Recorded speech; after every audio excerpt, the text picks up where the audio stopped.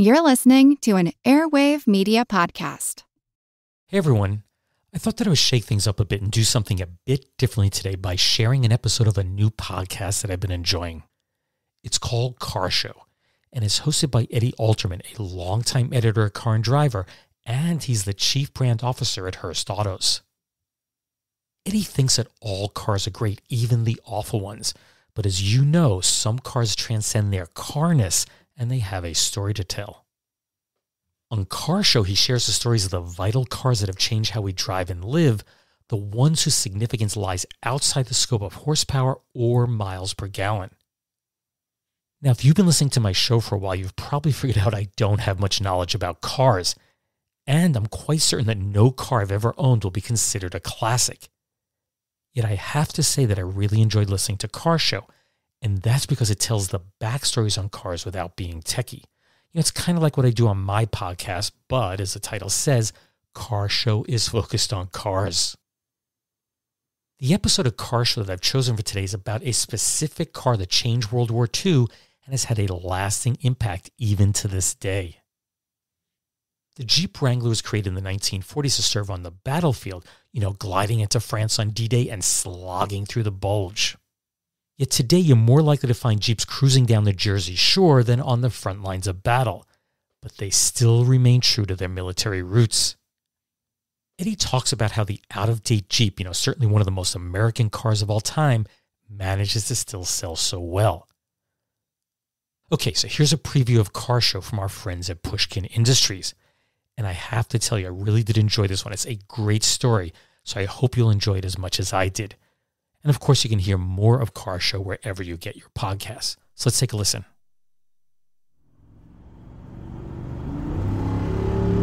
Listen to that.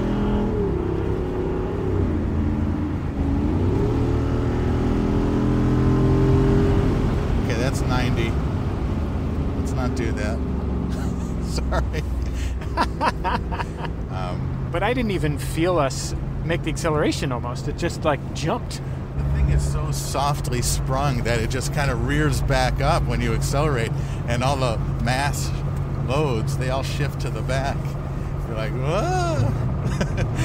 My sunglasses just flew to the back of my head. No joke. That's so quick that just went. That was me, our editor Jen Guerra, and our producer Sam Dingman, going 90 miles an hour in a 55 zone, flouting the speed limit and common sense. Even dumber, we're at the wheel of a hot rod Jeep, the Wrangler Rubicon 392. It is so named because it comes stuffed with a huge 392 cubic inch Hemi V8 engine, making 470 horsepower in a chassis ill-equipped to deal with that kind of brute force. The regular Jeep is handful enough on the highway. This roided up 392, it's enough to pull the sunglasses right off your head. This is a muscle car engine in a Jeep.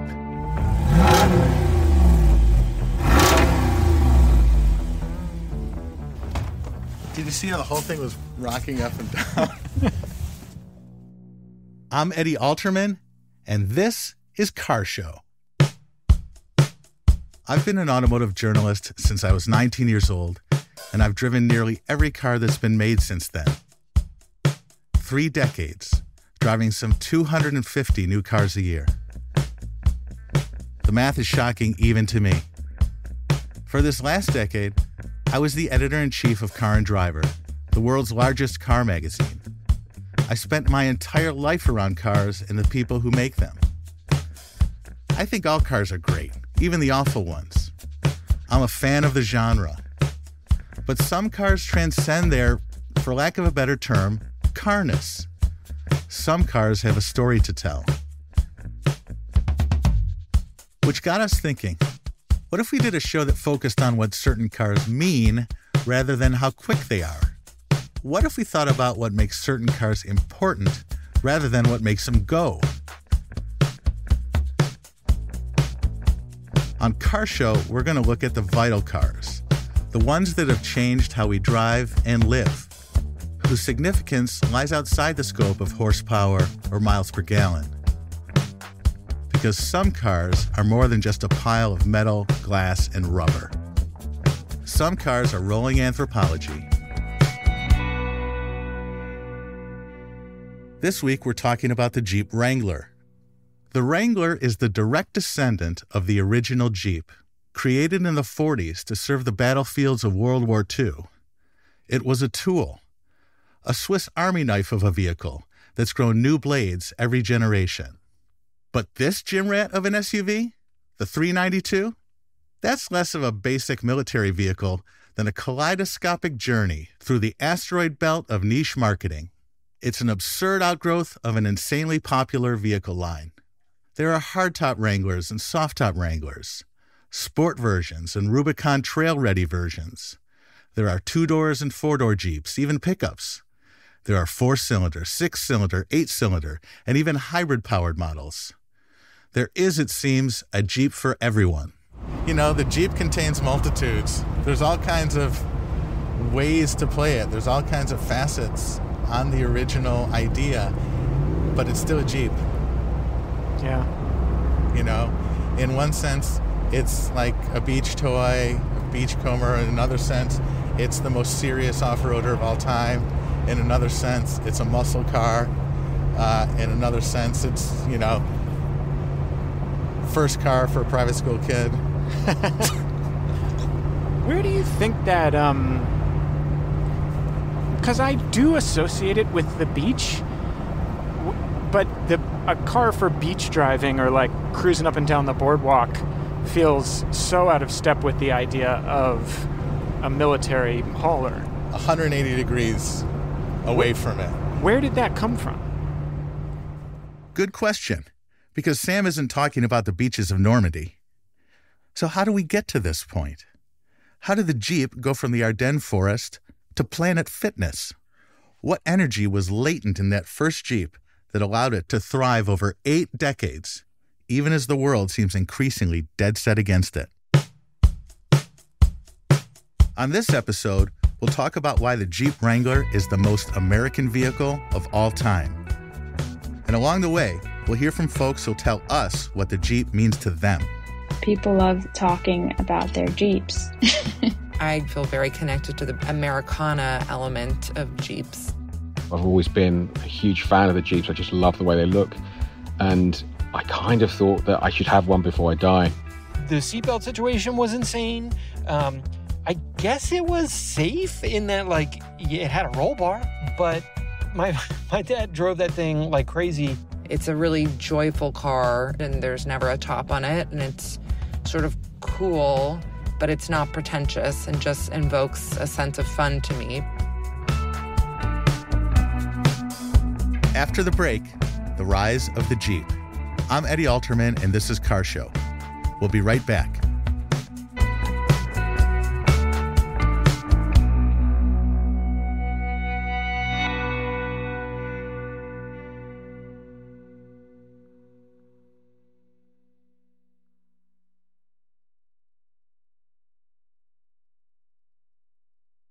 The base version of the Jeep Wrangler is agricultural.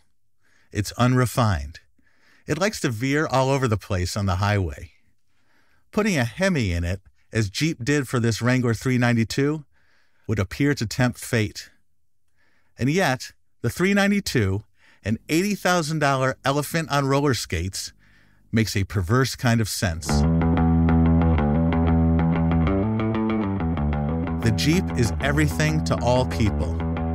It's a war hero, a beach buggy, an army mule, a cultural movement, a Barbie accessory, a fraternity, a sorority, and now a muscle car.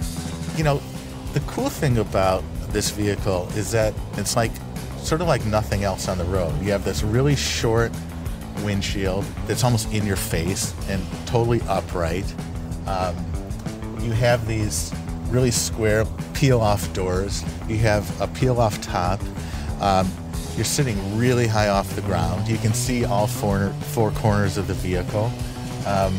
There's a high hip point. You're sort of up and in the air on this thing. And in this day and age, very few vehicles have that sense of uniqueness that there's really nothing else like it on the road. And I think that's a great part of its appeal. So how can something so out of step with the modern automotive environment be so popular, so varied, and so right for so many people? There really is a Jeep culture. I get a lot of conversations with strangers, a lot of recognition, and a lot of love. People love talking about their Jeeps. I guess you just fall for these machines and you appreciate people who have also. Jeep sells roughly as many Wranglers as Honda sells Accords. Unlike the Honda, though, the Jeep Wrangler is an anachronism, a bulwark against the endless refinements of the car industry, with its fixations on noise, emissions, fuel economy, and passenger comfort and safety. In a world where car makers are swearing off internal combustion engines for battery-powered electric vehicles, the Jeep says, "Screw that free trade farmers market NPR tote bag totin' crap. I've got a huge V8 under the hood." I'm the proud owner of a Jeep CJ7, which I think is a car that isn't particularly snobby or inaccessible. It was something that I felt was part of a community in a way that you didn't even really have to intentionally tap into. It just existed. This slab-sided mule, designed for the Second World War, thumbs its nose at sophisticated luxury electric SUVs with their limited range and utility. And it outsells them by huge margins. The Wrangler, that rectilinear shape your mind conjures when you hear the word Jeep, is a remarkably durable idea, even in those eras when the vehicle itself wasn't all that durable. The Jeep brand has persisted through more than 7 decades without losing its essence. Depending on who's counting, Jeep has survived 9 corporate custodians and emerged stronger for it, like an organism that consumes its host. Its sales have steadily increased to roughly 200,000 vehicles a year, and it has spawned an entire range of vehicles with names like Gladiator, Patriot, Liberty. This year, a new Grand Wagoneer mega SUV emerged, broad of beam and festooned with chrome. Its sticker price can easily top $100,000. Think about that. We are at a point now where Jeeps command Mercedes-Benz money. There's really no better brand in the automotive realm, except perhaps Ferrari. Jeep is to the SUV as Kleenex is to facial tissue, as Coke is to cola. As I discussed with my producer Sam, Jeep is the eponym. It's the icon. When I was a kid, I wanted an orange Jeep Wrangler more than anything because I thought it would be so cool to pull into the parking lot in high school in an orange Jeep Wrangler. You're not alone. And I had this whole image of myself like taking my friends to the beach on the weekend in it. Even though I was not like a beach on the weekend type of kid, I was a like indie movie theater on the weekend type of kid. But there was something about the Wrangler that signified like ease and freedom to me. This is the freedom machine, right? Enzo Ferrari called it America's only sports car. And he meant that in the pejorative. But it really is built for a different kind of fun. And it's built to go anywhere and do anything. It's very anachronistic. Mm-hmm. And it's highly desirable. I mean, it's, that toy-like quality of it. And also, I think the sense that you're kind of playing Army guy has a ton of appeal. Yeah, I wouldn't have thought of that, but I think that was somewhere at the center of probably my misplaced desire for one of these when I was in high school. It was a way of seeming like a cool beach guy, but I'm also kind of a soldier, Right. Like, why do young kids play with Army men? Mm-hmm. Gives them that sense of power, like they're in command, they're in control. And there's a lot of that wrapped up in this vehicle. A Jeep Wrangler is meant to be in the mud, off the highway, climbing steep, slick grades with its axles locked. Almost nobody does this. Only about 10 to 15% of Jeep Wrangler owners ever venture off the pavement. To most of them, off-road means parking lot. Most of its drivers will never use a fraction of the Jeep's capabilities. Where it shines is off the beaten path, where its knobby tires and upright, aerodynamically inefficient bodywork are virtues, not vices. It is to the freeway as a pork sandwich is to the Passover Seder. In some respects, it's that off-road capability that makes the Wrangler so alluring.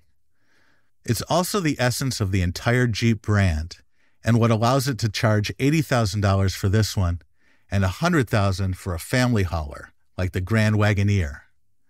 The off-roading prowess gives the brand meaning. You're buying competence, most of which you'll never use. Car marketers have a phrase for this concept of unused capacity. It's called perceived performance. It's why people want the track-ready Porsche 911 GT3 RS, even though they'll never take their car to the racetrack. Just knowing that the car can do all this heroic stuff is good enough and worth paying a premium for. It drives unlike any other car you will ever drive in your life. In retrospect, it is super impractical. I mean, like now, as a father of three, I look back, it's insane. Like the seatbelt situation was insane. I guess it was safe in that, like, it had a roll bar. Like if we rolled over, there was a bar. But my dad drove that thing like crazy. And then I also, sort of subsequently drove it like crazy.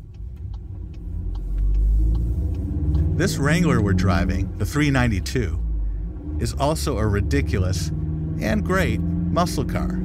Probably closer to the chaotic undrivability and lunacy of the original muscle cars than today's Dodge Chargers and Challengers. The Wrangler is the centerpiece of the only car brand that truly cuts across all market segments and socioeconomic strata. Everyone wants a Jeep. The Jeep's abstract power lies in its authentic ties to its military roots. It needs to feel different than a Chevy Equinox or a Toyota Highlander, because it is different. It strikes me as you're describing that there's probably a lot of other SUVs in this class where the interior is trying to make you think, that you're in a luxury sedan, even though you're actually driving a four-wheel drive machine, whereas this car is going to great lengths to remind you, like, no, it's still a Jeep. It's definitely a Jeep. That's right, exactly. And I think that people want that authentic experience to the extent that, there is this sort of counter movement in SUVs right now toward more authentic, more legitimate off-roady sorts of vehicles like the Bronco, like the Land Rover Defender that's just been relaunched, and there's this movement away from SUVs as family cars back toward a more kind of rugged sensibility. But what's happened over time is because people have so loved some of the attributes of the SUV, like the high seating position, the ability to really get anything in the back, that they've become so popular and have made so many concessions to comfort that people sort of think of them as family cars now or minivan surrogates. It's tempting for me hearing you talk about the authenticity piece of the off-roading roots of this car to also make a connection between the fact that we as humans are spending less and less time in the real world and separating ourselves from the metaphorical bumps in the road more than ever. Yeah, man. Sam, it's like people are craving experiences, and this car is an experience self-contained. Deep down, the Jeep needs to feel like an unrefined war machine. The brand's imagery is powered by that authenticity, that sense that it can dominate any terrain, that it is purpose-built for its mission, that it could charge into battle when the bad guys show up with the briefcase nukes. It's a hero, and to drive one is to assume that role.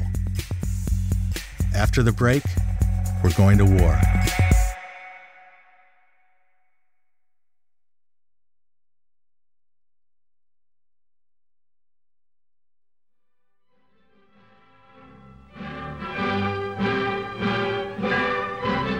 America prepares.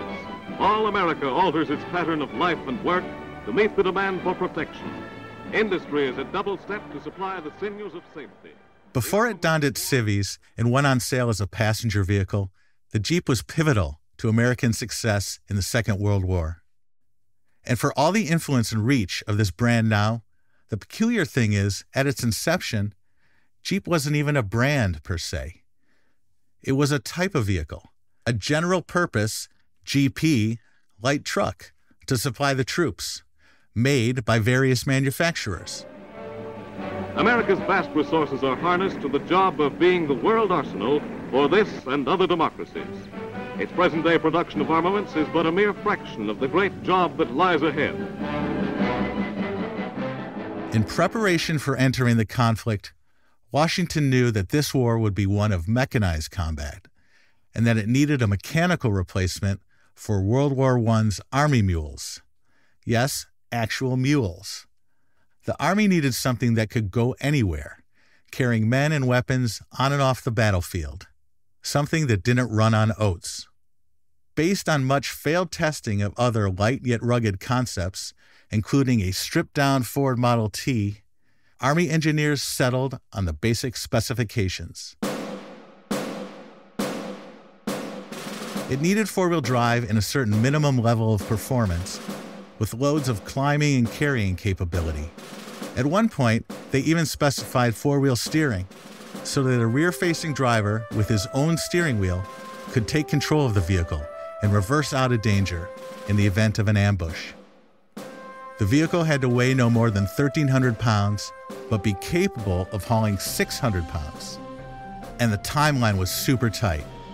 Less than 3 months to deliver a selection of working models. In other words, the Army's expectations were totally unrealistic. It sent the bid out to some 135 manufacturers and was sure that this massive and literal call to arms would be answered in force. Only 2 companies submitted bids, American Bantam out of Butler, Pennsylvania, and Willis Overland out of Toledo, Ohio. Bantam won the preliminary contract, but in the end, it was the Willis design that prevailed. Ford started making them too, and used the GP designation for its version of the model. Some say that the name Jeep came not from a contraction of the GP initials, but from a character in a comic strip. I couldn't confirm that. Seems more interesting to entertain the notion that the first Jeep was actually a Ford. Anyway, America got itself an innovative for the time light transport vehicle that could do everything and go everywhere. The GP glided into France during the invasion of Normandy. June 6th, D-Day. The great plan is put to the test. First American soldiers hit the beach. It slogged through the bulge. It plied the North African sands. As the fighting develops, every means is used to hasten the removal of the wounded from the scene of battle. Wearing farm plows, it dug trenches for telephone lines. And that's to say nothing of its workaday applications. And you were saying part of the appeal of the traditional Wrangler was the flatness of the hood, right? Yeah. There are stories about the flatness of the hood being a place where, all sorts of work got done, lunches were eaten. It was an altar for chaplains to give mass on. That flatness of the hood was sort of core to the original design. The Jeep of all trades is pressed into service and proves itself again.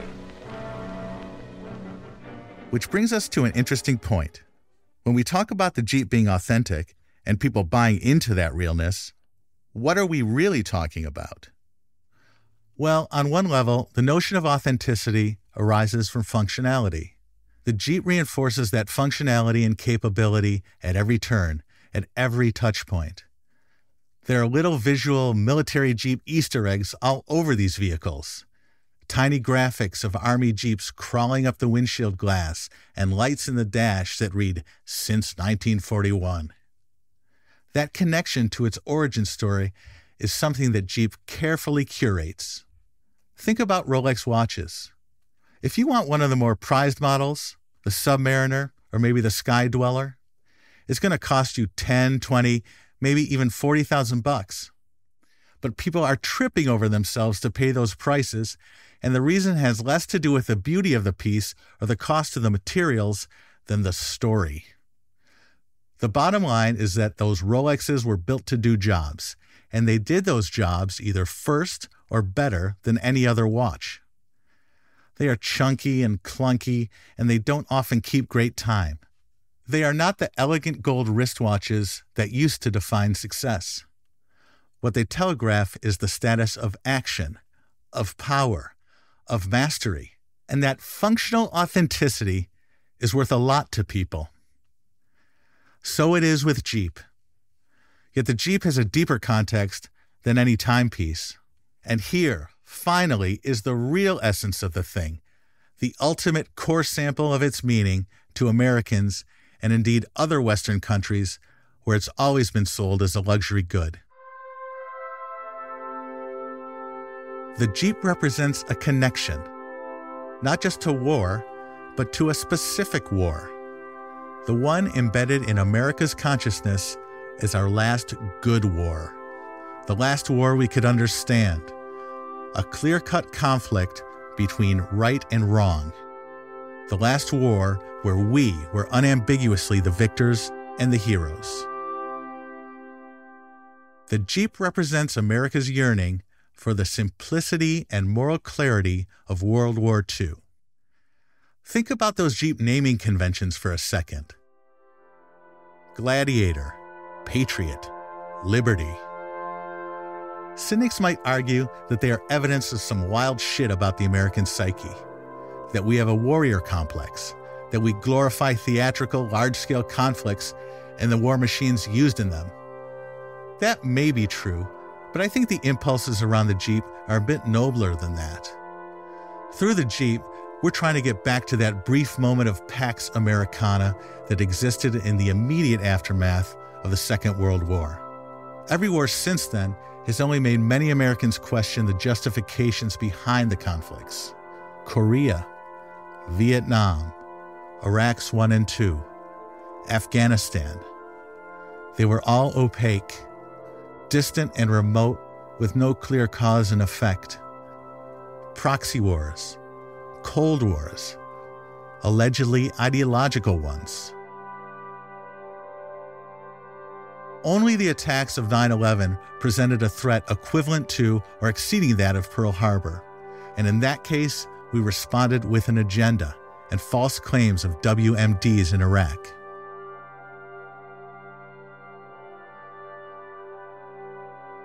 There's a concept in the CIA called blowback. It doesn't mean the unintended consequences of America's military actions, but rather the unintended consequences of covert operations. How effed up is that? Assassinations, regime changes, drone strikes and sanctions that impel us ever deeper into inscrutable conflicts. World War II wasn't like that. It was the first real buildup of American military might. It made us a superpower. The military-industrial complex it spawned, and that President Eisenhower warned us about in 1961 on his way out of office, that was about enforcement. We now stand 10 years past the midpoint of a century that has witnessed 4 major wars among great nations. 3 of these involved our own country. Despite these holocausts, America is today the strongest, the most influential, and most productive nation in the world. America's leadership and prestige depend not merely upon our unmatched material progress, riches, and military strength, but on how we use our power in the interest of world peace and human betterment. World War II built our global position. Everything afterward attempted to maintain and profit from it. As messed up as this sounds, the Second World War was America's feel-good war, uncomplicated and wholly embraced, a moment of unvarnished glory for our country. Watch any World War II documentary, and you'll hear old veterans talk proudly about how they killed Nazis at knife point. Fun stuff. The Jeep is our connection back to that moment. The Jeep isn't just a means of getting from point A to point B. It is a mobile emblem of freedom and independence. It's why Jeep has worked so hard to keep the Wrangler the way it has always been. And it's why that basic Jeep can fetch ever higher prices. The feeling it gives us grows more valuable the further it recedes. By way of contrast, look at the Hummer, another military off-roader, but this one has no such exalted provenance or staying power. It was not the mule of World War II, but of the Iraq Wars. General Motors canceled it as a consumer brand in 2010 and is only bringing it back now, but as an electric pickup truck. It couldn't drive away fast enough from all it represented. Once Schwarzkopf's war machine, now here to save the earth. The Jeep, however, always refers back to the Second World War. From its color palette with its olive drabs, to its graphics packages with their stencils and stars. In the Jeep, everyone's a victor. Everyone shares in the glory, whether you take it to the trails, the beach, or the forest. One of the great things about owning a Jeep, when I drive around, it brings me a huge amount of joy. In many ways, it seems to bring enjoyment to almost everyone who sees it. Everyone wants to talk to me. Everyone wants to say hello and wave. Kids, no matter who they are, no matter where they come from, always kind of tug on their mum's or dad's hands to say, like, please, can we go and look at that car? It just seems to make everyone so happy. And, it's smelly and it's awkward and it's not comfortable and it's kind of dangerous. But, it's the best thing to drive in the world. Isn't that wild? Somehow, everybody wants a Jeep. Yeah. And I think it's because it's so interlaced with the idea of being American. It's so interlaced with that identity that you'll pay any cost to be part of that story. You'll put up with this crazy woolly highway driving behavior. It almost enhances the experience. You'll put up with an $80,000 price tag to get it. You just want to be part of it, and it doesn't matter who you are. And this is one of those threads in the American fabric. This is one of those things that ties us together, this vehicle. This thing,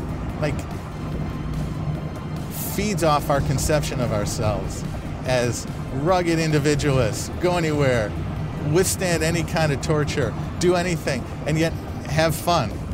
Be having fun the whole time, with a smile on our face. Authenticity, freedom, the pursuit of happiness. This is America on four wheels with an optional canvas top.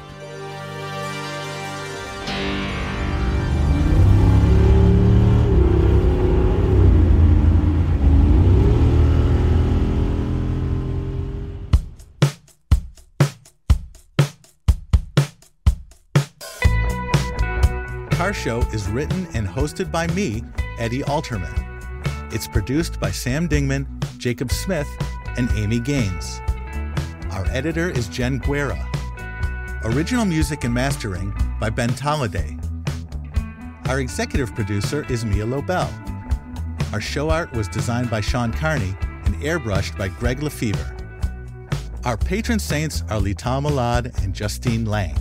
Sources for this episode included The Story of Jeep by Patrick R. Foster and The Jeep Owner's Bible by Moses Ludell. Special thanks to Stellantis for the insanely fun ride in the Jeep Wrangler Rubicon 392. And thanks to our Jeep owners, John Schnars, Carrie Brody, Fiona Gorman, and Ryan Dilley. Car Show is a production of Pushkin Industries. If you love this show and others from Pushkin Industries, consider subscribing to Pushkin Plus. Pushkin Plus is a podcast subscription that offers bonus content and uninterrupted listening for $4.99 a month. Look for Pushkin Plus on Apple Podcast subscriptions. To find more Pushkin podcasts, listen on the iHeartRadio app, Apple Podcasts, or wherever you listen to podcasts.